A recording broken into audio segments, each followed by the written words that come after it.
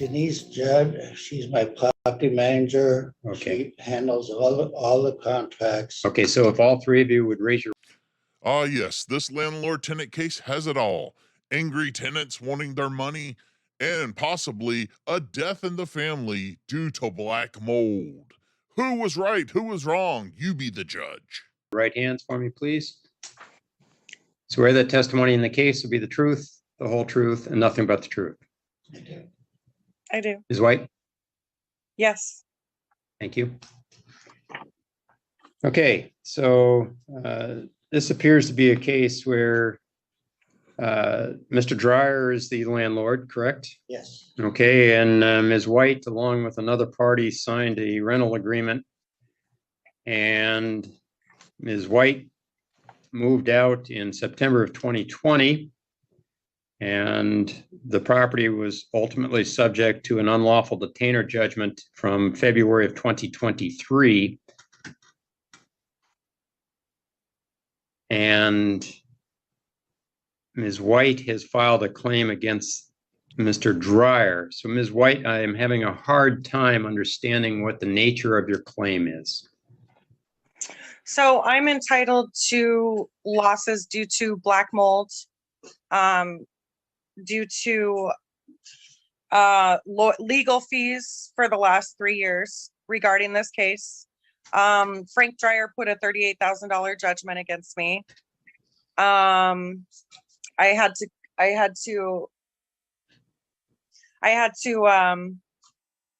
go to court and get an order of dissemination over that. It completely ruined my credit. I couldn't get this house. I was denied housing. I was trying to have my disabled mother move at the time when I found out about this illegal judgment.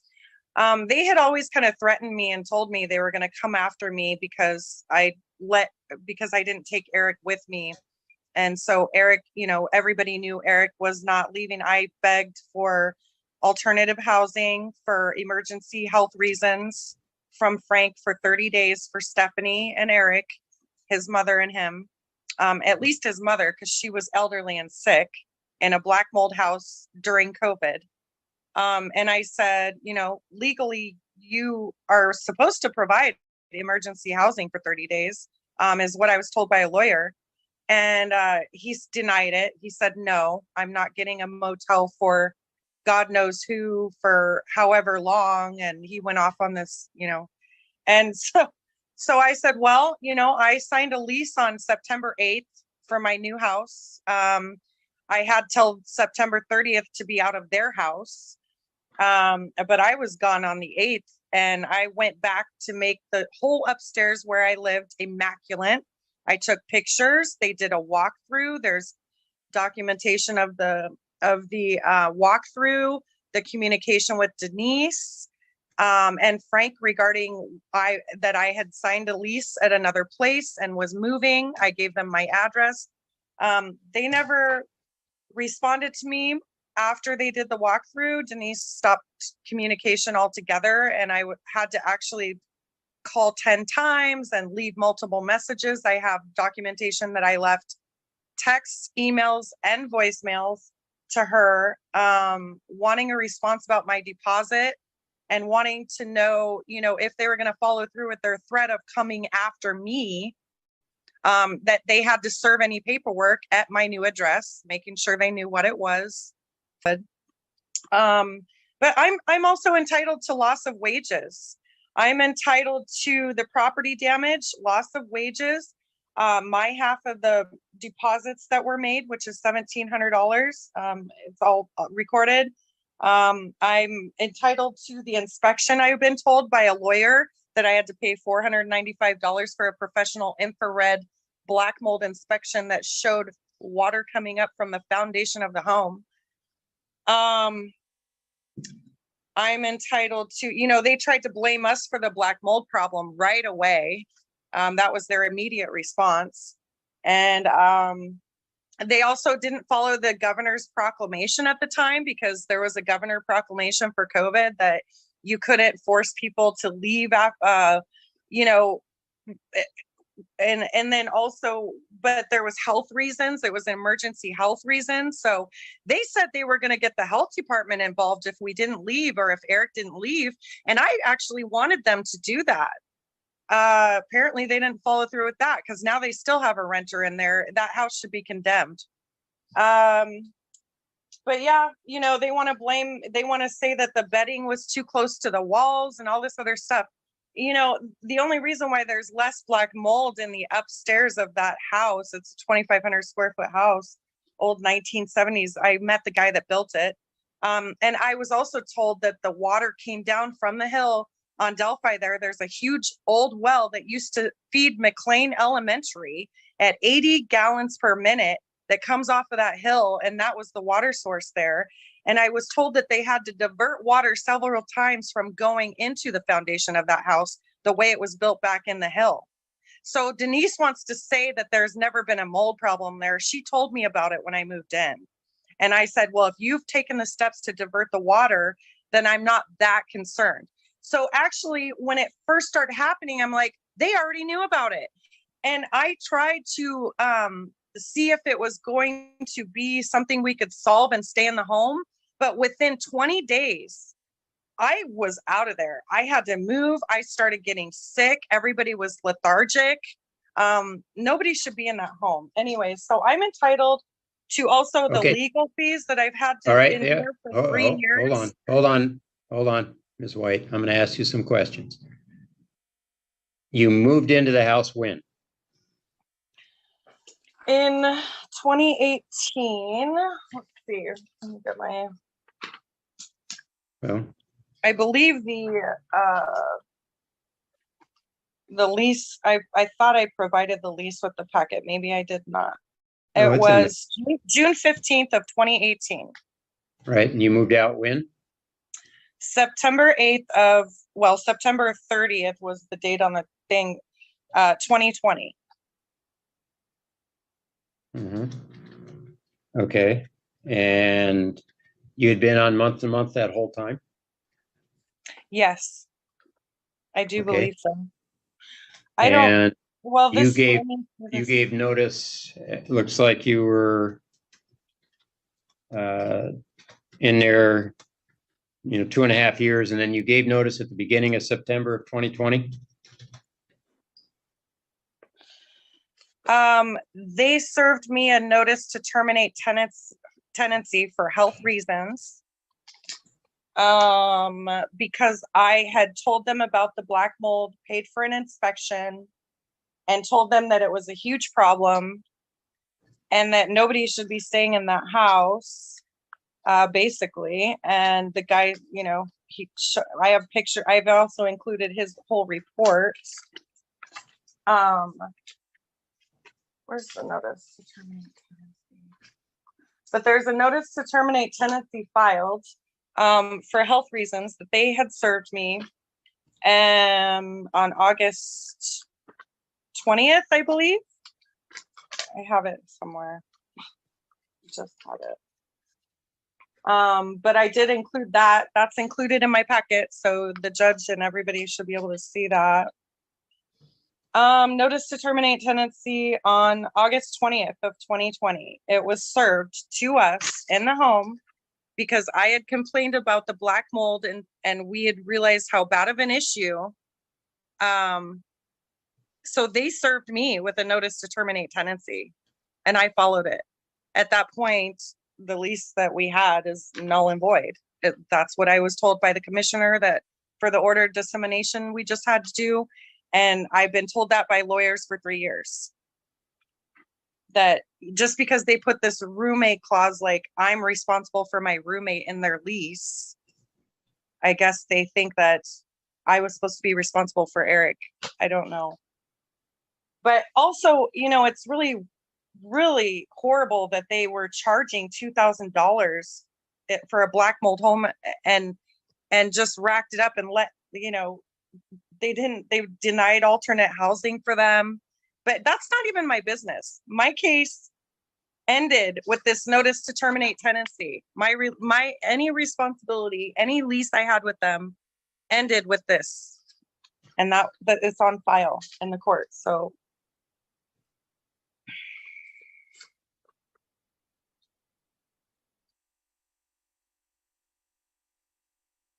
They didn't tell their lawyer about this. They didn't tell their lawyer about the black mold. Eric Kupka told me. They didn't tell me about the black mold. They didn't tell me about the notice to terminate tenancy. And they just acted like I was still in the house squatting like Eric over COVID for 3 years. That was not the case. So that's an obstruction of justice.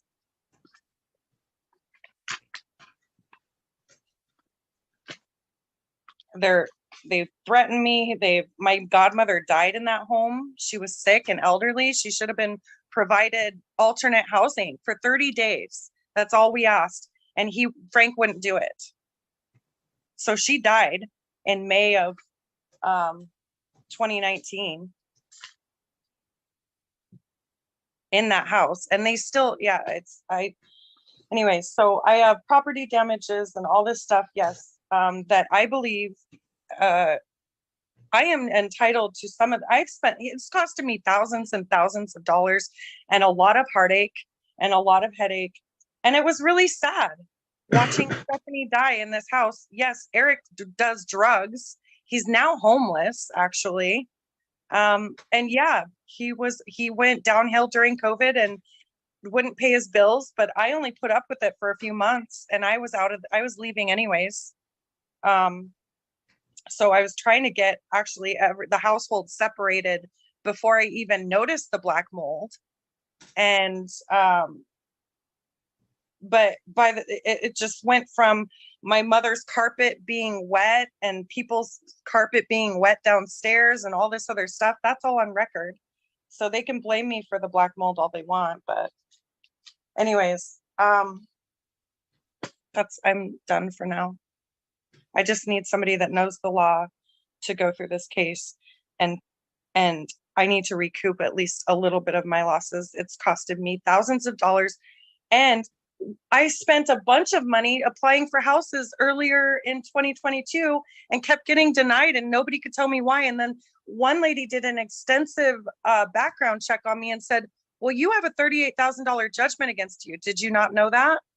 So it messed up my credit, my rental history, everything. And then after the order of dissemination, I had to mail out 25 letters to all these companies.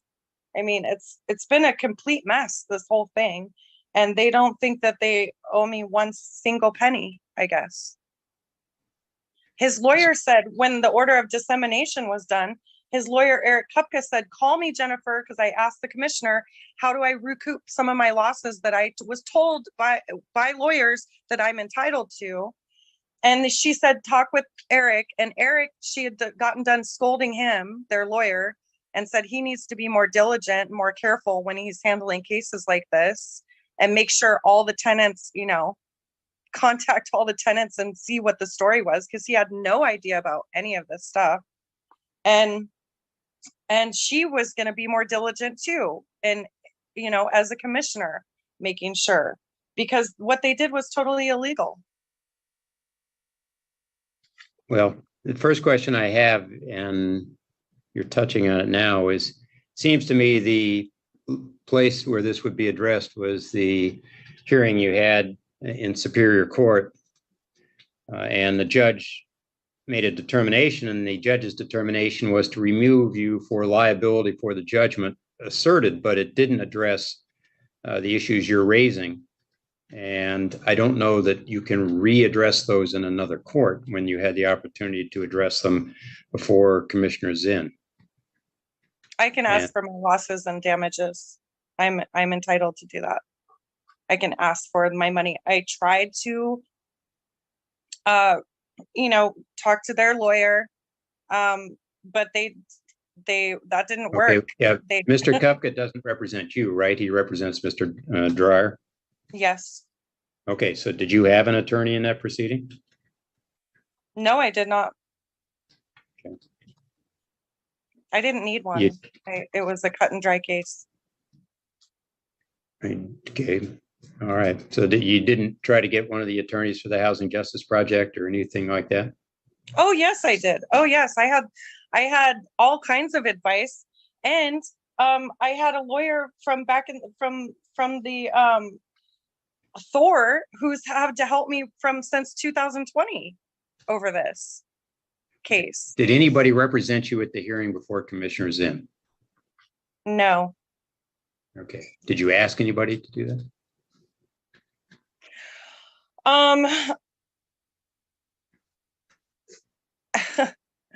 I was told by the Northwest Justice Project and by Thor and by there was another lawyer in Shelton, Bob Johnson, who said that I didn't really need a lawyer, that they were going to have to drop the judgment. I've been told now that I can get a lawyer and probably sue him for thousands of dollars. But I decided to come to small claims court first because I was advised by lawyers that I should try that first.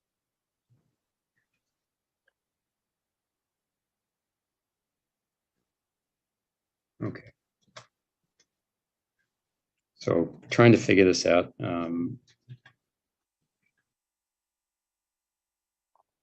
I've had to serve him So twice. you, I've had to go so through all Ms. this White, just training. answer It's some been questions I expensive. have, please. You departed in September of 2020 based on a order to vacate or request to vacate. Is that correct? Yes, Okay.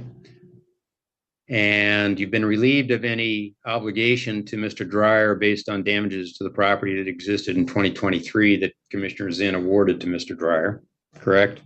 yes, Okay. You're trying to recover for some of your costs.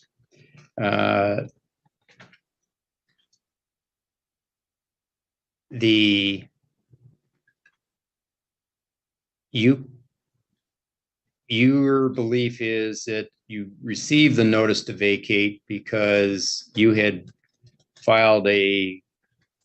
sent a letter, I think, to Mr. Dryer in July of that year complaining about the mold issue. Is that right?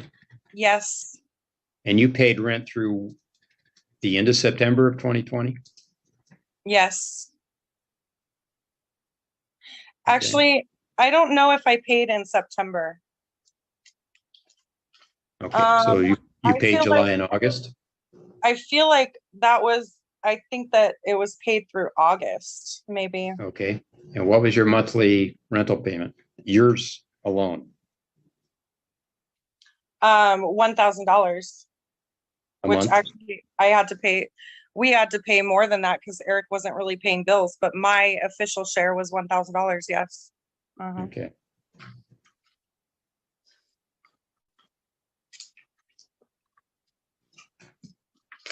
All right, and Denise, what's your last name? Judd. Judd, Judd. Thank you. Have you been property manager this whole time? Yes. Okay. And you're familiar with all these facts?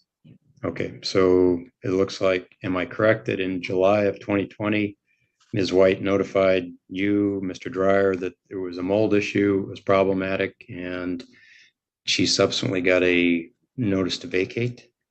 Are those facts? She did give us the information in July that there was mold in the downstairs bathroom. We went in and did an inspection. We did find mold.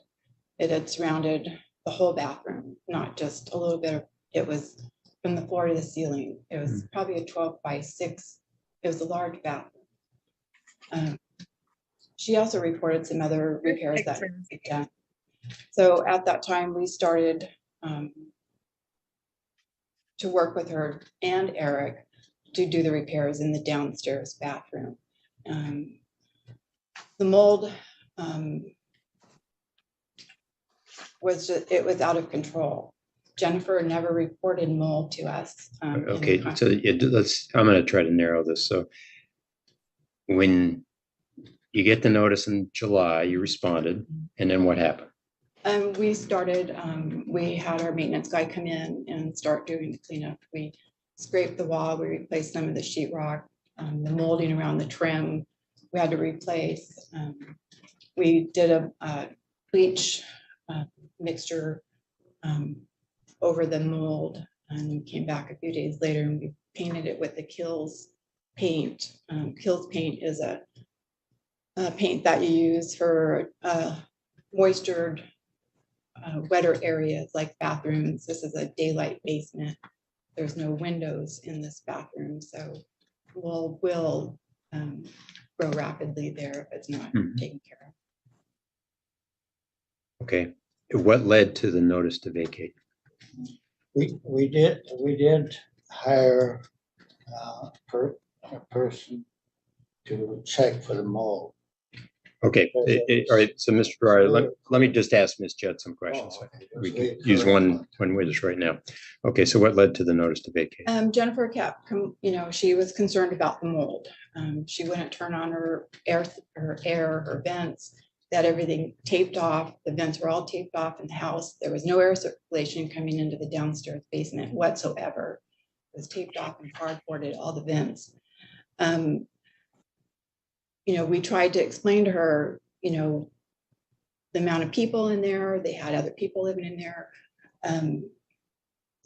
We tried to explain to her during that month, we're going to take care of this, we got to have somebody come in, maintenance, and take care of it. She just kept complaining and complaining, and she actually told us that she was going to move out then. So in the meantime, this all happened within a month. We had talked with the Washington Landlord Association. They represent us and give us legal advice for free.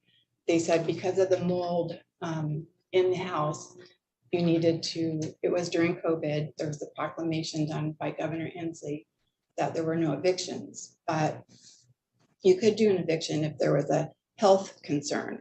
It is in the governor's proclamation that I have in our packet. It had to be attached to the notice. Okay, so you did the eviction for Ms. White. We did a termination, 30-day terminate. Okay, so she departed and it was around this mold issue. Yes, However, Mr. Davis just remained there, and it wasn't until in 2022 that he finally was out. March 30, he was evicted. Okay, and then you got your judgment a year later in 2023 from Commissioner Zinn. Yes, it was 34,000, not 38. Okay,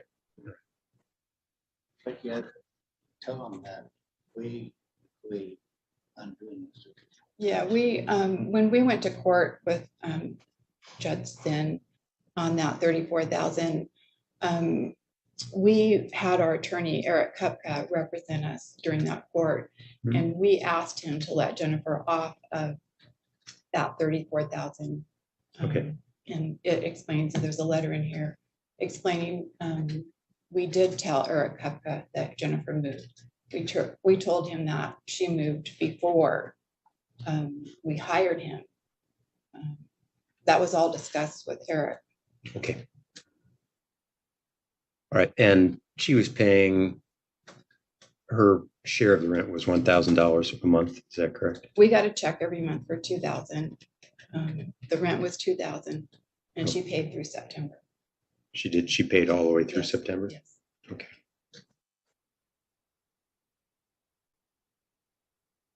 Well, it was the last month's rent that we used for that September, so it was paid through the rental agreement. Okay, and the notice to vacate was when? We gave that to them on August 20th with the affidavit of the health concerns. Mhm. Okay, Vacate and, was September 20th. Um, Vacate. was okay, so 30 days, August September 20th and vacate 30 days later. Yeah, September 20th. We also have some pictures. I've seen those. Oh,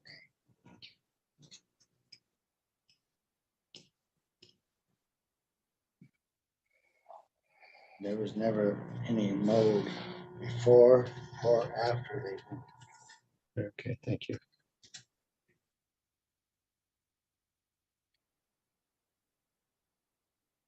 I have a question. What's your question? So if they had told their lawyer that I had moved, why was I not served at my new address? And why at the time that they were serving the eviction, was I listed as still living in the home? And if they did tell Eric Kupka, why did he lie about not knowing about any of this when they served the eviction? All right. So So Ms. White, those aren't going to be issues that are relevant to your request to me here. So that's not going to be an issue I can address. I don't know the answer, but that's not going to be relevant in my decision. well, it costed me money in court. Okay. All right. That I'm not addressing any of the costs you had regarding that. So I'm sorry, but I'm looking at something different. I'm owed. I'm Okay, owed hold on, legal Ms. White. fees. Ms. White. I'm owed legal fees for this. This is why we're here Oh, today. I'm owed okay. legal fees. I'm owed loss of work. I'm owed property damage. This is why we're Okay, here. okay, hold on. 2 years later. All right.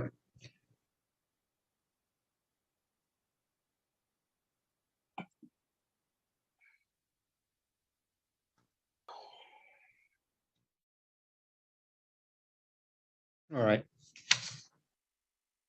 So first, to address some of the issues Ms. White has indicated, the costs associated with the judgment initially obtained as a result of the eviction of Mr. Davis and Ms. White's liability as a tenant jointly and severally under the terms of the lease agreement.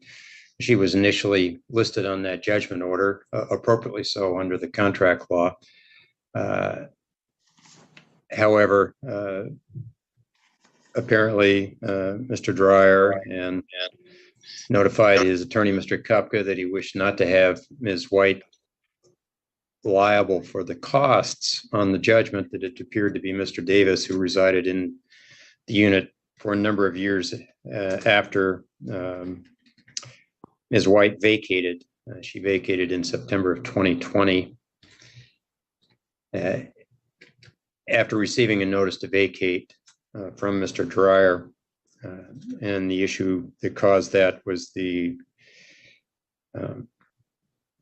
issue of mold being present and the need to remediate the mold, and Ms. White's health concerns that she raised about the presence of the mold, the ubiquitous presence of the mold in the home, which Ms. Judd described as overwhelming mold. So they both have somewhat the same opinion of it. As to the costs associated with the eviction judgment entered in Superior Court, Ms. White, the appropriate place for you to have raised that was with Superior Court. I'm not going to award any costs at all for anything that's occurred as a result of you being on that. Anyway, I'll just leave it there. I don't find any legal basis for me to find any judgment for you. The appropriate place would have been in front of Commissioner's Inn to say that you incurred costs as a result of that and you wished her to order the reimbursement of those. That wasn't done. I can't do that. I can address the underlying tenancy issue, and that's what I intend to do. So it's clear, everybody agrees that there was significant mold in the home, and I've been reviewing the various reports submitted by the parties. And in particular, I find persuasive the report submitted by Northwest Infrared, who did a really careful analysis of the situation in the home, and very detailed. And what we find, having looked at all the information that's before the court, is that from the standpoint of Mr. Dreyer, there were too many people in the home. That was noted both by the Black Hills HVAC company that Mr. Dreyer used, as well as by Northwest Infrared, whom Ms. White retained to come out and look at the home. Both of those experts said there were too many people for the home, and that contributed significantly to the presence of mold.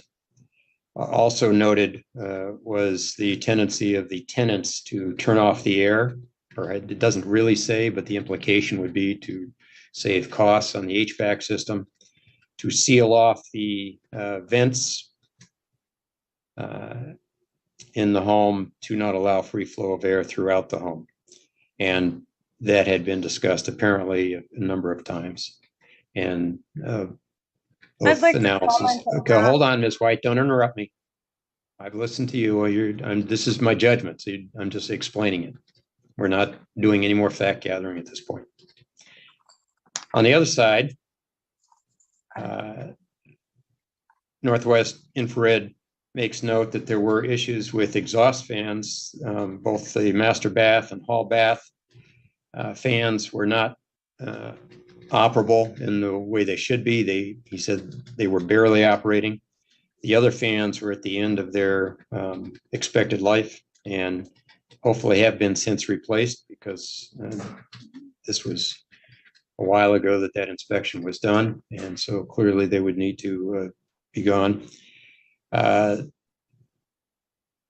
Indicating that the home, rather than just having these room fans, they needed a system of whole house fans that are linked in order to properly vent this home. They also note that the fans were discharged into the attic, and that violated the requirement that in fact the fans ought to discharge directly through the roof to the outside air through dampers, and that did not exist. And also a notation that the eave vents, there are some, but there aren't adequate eave vents, and so that contributed to moisture as well. So the situation we have here that I'm finding is that there was a significant mold problem that would justify a tenant in seeking return of rent for a period of time. And that mold problem was contributed to both by the actions of the tenant and by the actions or inactions of the landlord, part of it being construction issues. So I'll find damages, generally speaking, in the amount of $1,000 per month for the months of July, August, and September, understanding that Ms. White her share of the deposit was used to pay September's rent. So I'll find that she fully paid for September. And I'm going to split the liability for the mold damage between the parties. So I'll find it 50% on the landlord and 50% on the tenants. That being the case, of the $3,000 damage that I will find that Ms. White would be liable or would be eligible for as a tenant, or having to vacate a home because the significant mold problem, will be reduced by 50%. And so I'll find judgment for Ms. White in the amount of $1,500.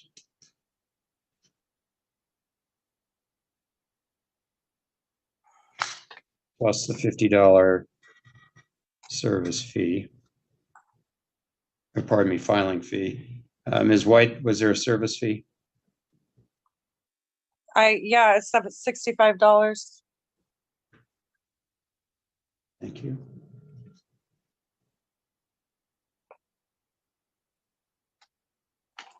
Total judgment, $1,615 in favor of Ms. White. Basis of having to enter tenancy because of the mold problem. What about the All right. $400? Thank you very much. That's all I'm awarding. Thank you. Can I also, this is all on record, everything that is going to be on record in a document, that your judgment, your comments on, everything is available to me, correct? You can make a request to get the recording. It's all been recorded. Yes. Thank you.